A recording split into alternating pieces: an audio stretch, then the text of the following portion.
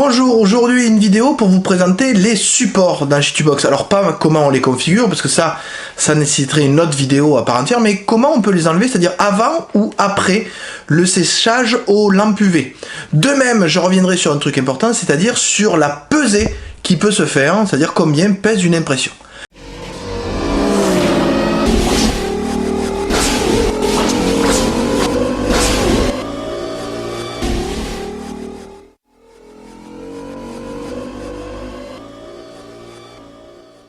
Donc vous le voyez ici, c'est la dernière impression que j'ai filmée, c'est-à-dire l'impression de la tête de dinosaure. On le voit, elle a été imprimée avec des supports.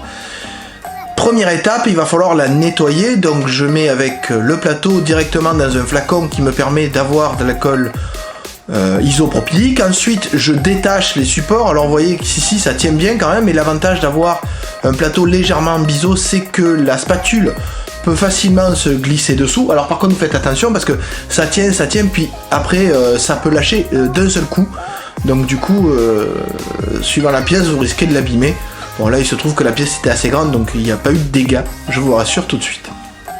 Ensuite, voilà, je la passe dans le flacon que j'utilise en verre, hein, et je fais tourner l'alcool isopropylique pour pouvoir en enlever le plus. Ensuite, passage aux ultrasons avec de l'eau pour pouvoir nettoyer la pièce le plus possible. Vous voyez ici les détails, on voit des petits éléments qui flottent dans l'eau.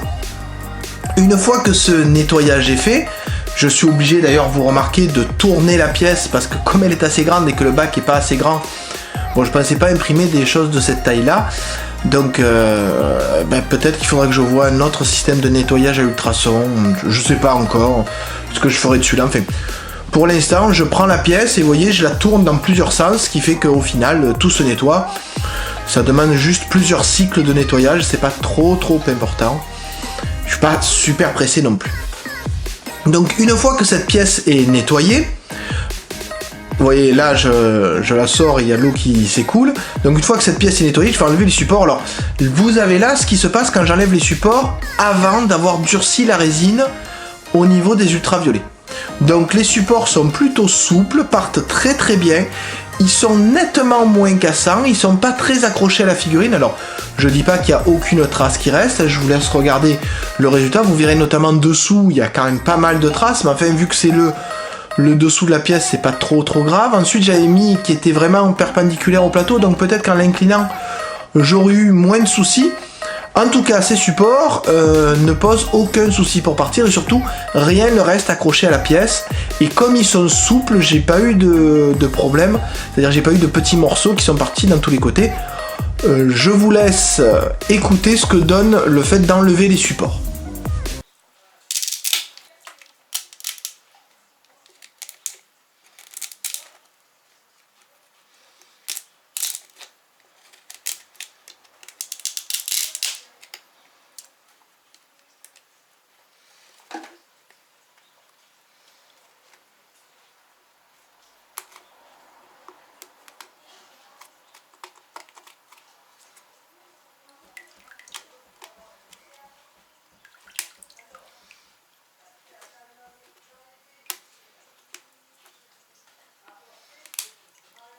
Alors vous voyez que j'utilise une pince qui permet de couper au plus court au niveau des supports. Cette pince permet vraiment d'enlever la majorité des traces et de limiter le ponçage au maximum, ponçage qui sera de toute façon nécessaire pour avoir une pièce bien lisse. Je ne parlerai pas du ponçage dans cette vidéo, je laisse ça pour une autre vidéo. Donc, toujours est-il que ces supports s'enlèvent très bien avant le durcissement de la pièce. Il faut être sûr qu'elle est bien propre. Il faut faire attention, j'ai eu quelques dents qui ont sauté dans le dinosaure aussi parce que comme la pièce n'était pas durcie, elles n'étaient pas totalement solidaires du reste de la figurine. Donc voilà pour le fait d'enlever les supports avant le durcissement. Donc maintenant on va voir ce que ça donne quand on enlève les pièces après le durcissement. Donc le durcissement d'une pièce en résine se fait avec une lampe UV, ce que vous avez eu ici. Alors pareil, peut-être un petit souci de dimension par rapport à la figurine que j'ai imprimée. Peut-être que moi aussi je ferai moi-même un élément UV. Alors vous voyez ici, et je vous laisse écouter. voyez, c'est beaucoup plus cassant.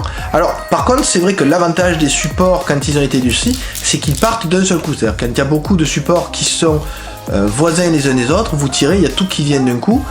Par contre, il faut noter, et vous voyez là sur les petits supports par exemple, qu'ils sont nettement plus solidaires du reste de la pièce, ce qui peut sembler logique puisqu'ils ont durci quand même de nombreuses minutes grâce à la lampe ultraviolette.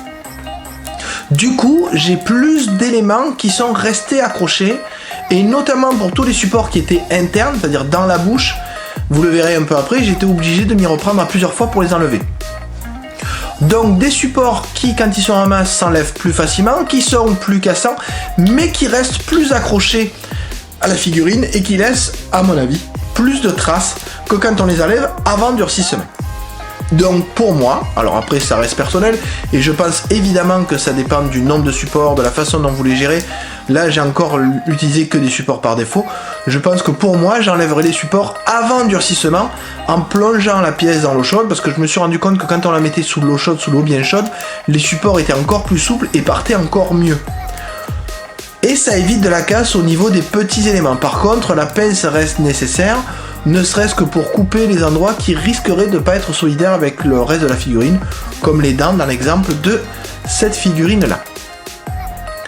Donc maintenant qu'on a bien vu, j'espère que vous avez bien vu la différence entre enlever les supports avant durcissement et après durcissement, on va s'intéresser à la pesée. Combien m'a coûté entre guillemets en résine cette pièce? Donc pour ce faire, on va voir différents pesées, et d'abord combien de résine était prévu par Situbox. Alors vous le voyez sur Situbox, quand on fait un slice, alors vous avez ici la figurine qui est indiquée, je l'ai bien évidemment évidée, hein. Quand on fait un slice et qu'on crée des supports sur la figurine évidée, vous voyez que là encore j'ai utilisé le paramètre moyen et tout automatique, c'est ce que j'ai utilisé pour cette impression. On peut avoir, une fois le tranchage effectué, alors le tranchage est un peu long, hein, pareil je vais vous le passer en accéléré, une fois que le tranchage est effectué, on peut avoir une estimation par Situbox du coût en résine, du poids et de la masse en résine. Donc je vous retrouve juste après le tranchage. Donc le tranchage est terminé, et vous voyez qu'on me prévoit 82,6 grammes de résine qui sera utilisée. Alors je sais pas si c'est avec les supports ou sans les supports, je suppose avec, puisque le calcul se fait après avoir mis les supports. Donc voilà le poids d'une bouteille de résine longueur 3D de 500 grammes, donc vous voyez qu'elle fait 567 grammes, on peut donc supposer qu'il y a 65 grammes de bouteille, et je vais peser maintenant la bouteille que j'ai utilisée pour mettre la résine pour imprimer ce dinosaure. J'avais mis 200 grammes de résine, vous voyez qu'il en reste 365. Je remets à zéro la balance en mettant cette fois l'entonnoir et le filtre à résine, et maintenant voilà le résultat que j'obtiens après avoir reversé la résine. Donc j'obtiens 94 grammes, donc ça veut dire que j'en ai mis 200 et que j'en récupère 94. Donc un petit calcul simple, vous voyez que la résine m'a coûté, enfin la figurine m'a coûté entre guillemets 106 grammes de résine pour 82,6 grammes de prévu. Donc je vérifierai, parce que je suis curieux dans les prochaines impressions, si j'ai le même écart.